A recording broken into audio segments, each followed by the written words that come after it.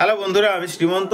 Welcome to my channel reaction আসার। তো বন্ধুরা, আজকে আমি যে আপডেটটা নিয়ে এসেছি, এই আপডেটটা হয়তো অনেকদিন আপনাদের কাছে পুরনো হয়ে গেছে, তবুও আমি আপনাদেরকে বলছি, জিদ্দার নতুন মুভির টিজার অ্যানাউন্সমেন্ট হয়ে গেছে, মেকিং লুক অ্যানাউন্সমেন্ট হয়ে গেছে। পুরো একদম সেই লাগছে দেখতে। এটা অসাধারণ কিছু নেই, জিদ্দা বলে একমাত্র সম্ভব যে এত কঠোর পরিশ্রম করে নতুন সিনেমা তৈরি করা।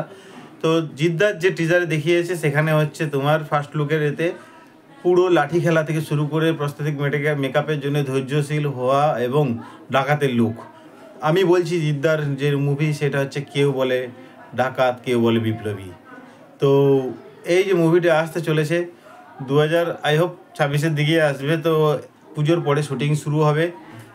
তো জিদ্দার এই কঠোর পরিশ্রম দেখে মনে হচ্ছে সিনেমা তো একদম দারুণই হবে।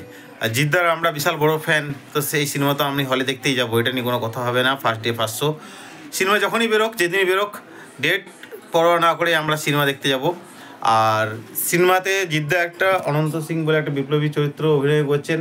তো সিনেমার কাহিনী মনে হচ্ছে যথেষ্ট ভালো হবে। আর জিদ্দাকে ডাকাত রূপে দেখে সেই লাগছে। বাংলাতে যেন ডাকাতের ছড়াছড়ি হয়ে গেছে। এবার পুজোতে দেবেরও আসছে রঘু ডাকাত। দেবকেও দারুণ লাগছে এবং সিনেমার টিজার দারুণ লেগেছে। যে ওই টিজারে দেখলাম যে দেব একটা মানে ডাকাত বেশি একটা নাচ করছে, যে কোনো কালী মাতার গান বা সামথিং কিছু একটা হবে। তো দারুণ ওই জায়গাটা, একটা সামান্য লুকেরও দারুণ লাগছে দেবকে দেখতে।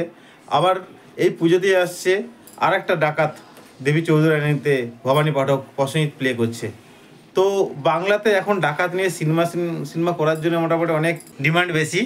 তো দেখা যাক কার সবচেয়ে সিনেমা ভালো হয়। দেবী চৌধুরানী তো আমরা জানি। তো আপাতত যেটা আসছে রঘু ডাকাত, আর কেউ বলে বিপ্লবী, কেউ বলে ডাকাত।